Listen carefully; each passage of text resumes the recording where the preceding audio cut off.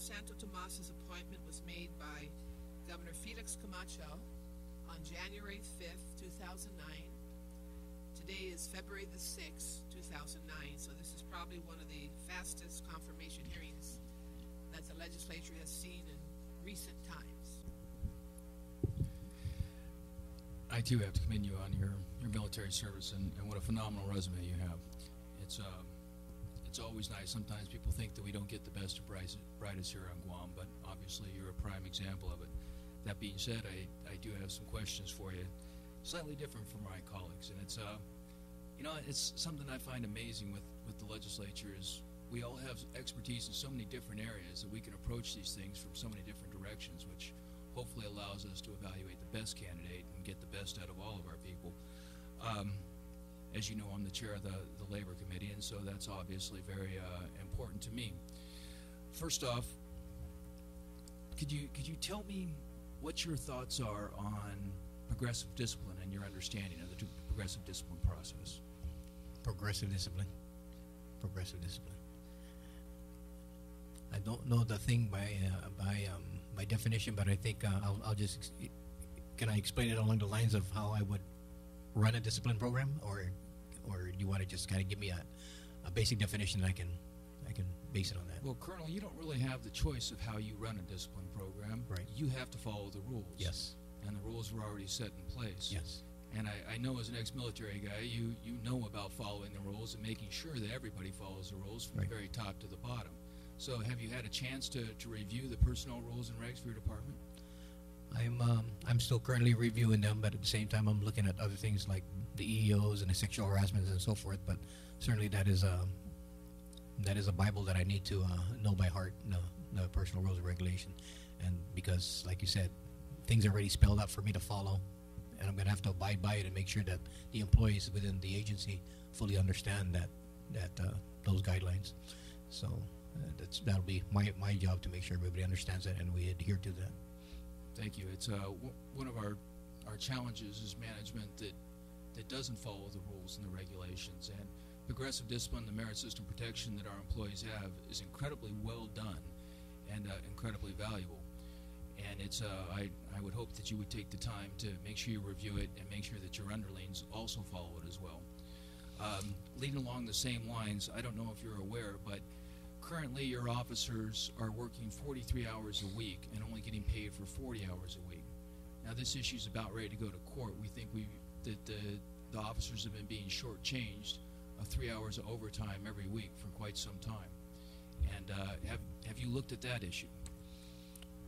Not this particular one. I do know that there is an account called CQ6 whenever we are called in by a customer to perform cargo services on a non-operating time period. There is an account called CQ6 with which we pay overtime out of. So I'm going to have to look into this 3-hour overtime bid and see why overtime is not being dispersed for those particular individuals. Thank you.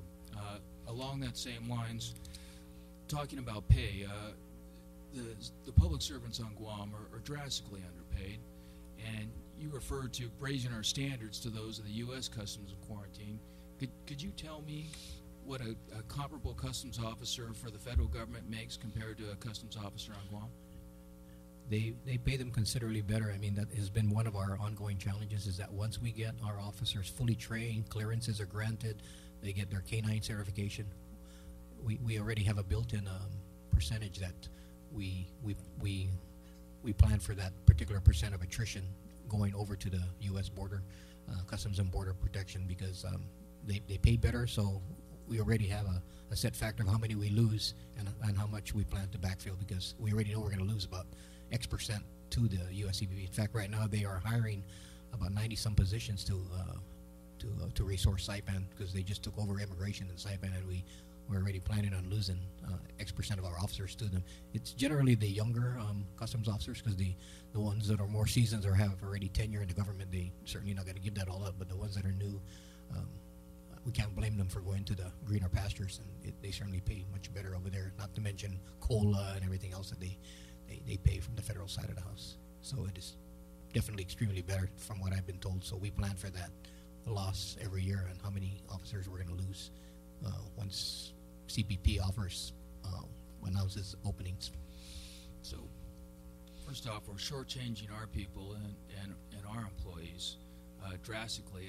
Just off the top of my head, I have a sneaky suspicion it's about 40 to 50% underpaid, and if you take into account benefits, it's probably 70 to 80%. But by the same token, the people of Guam are investing money training high-skilled officers so that the federal government can benefit from our investment. Is that what you're saying? And we have a fixed percentage every year? You have an estimated percentage of how much we lose? We do, and generally that was one of the things I had spoken to Chief Scambaluri about, is how many we lose, and he had mentioned to me that certainly it's pretty much something that we plan for, because once they open up those vacancies, they get a flood of applications over on the federal side of the house. We can't compete when they pay COLA. That's one of the things. Sure. They pay 25% COLA right off the bat, and we just don't have the resources to match up. Colonel, could you do me a favor and give me or have your staff produce a 5-year estimate of how many officers we've lost to the federal government, and also a wage comparison between the two, please? Sure, Senator. Now, also on my committee is the Technology Committee, and I am proudly consider myself a techno geek, and it sounds like to a certain extent you are as well. Now, you talked about upgrading your database platform, and now it seems to me that if you were to have a database platform, you would want to have it on a uniform platform that integrates with all of our other protection agencies. Am I thinking along the right track with that, or no? What's happening right now is all of the federal agencies do have they all have their database platform systems in place, but you have they generally don't share their systems with us. I think, for example, ICE, U.S. CBP, they have a system that they scan our images, take our fingerprints, and keep it in but they won't allow Guam Customs access into the database. So one of the initiatives that I'm trying to get put in place is I found a particular system out of Australia called Border Systems International, which will allow us to run parallel to the U.S. Customs, because we can't get access to the database. So right now we may have computers there on the front lines of our down in baggage control, but all we're really doing there is validating a kind of a profile list, if you will. What they need is to have a system that will retain at least image copies of fingerprints, and we can monitor folks coming in and out of Guam, so that when we do have high-profile individuals and so forth, it'll flag those kind of things. We don't have that system in place right now, because U.S. Customs and Border Protection will not allow us access to their system, so we're going to have to institute our own. When was the last time that we sent an official request to U.S. Customs to give us access to their site? That is one of my plans. I'm going to go ahead and put that in writing as well, but at the same time I'm working out Plan B and C and D and so forth. So certainly is one of the things that I plan to do, is put in an official request to say why I need access, why we need access into their system, so that we can all be in the same sheet of music and share information more friendly. Thank you.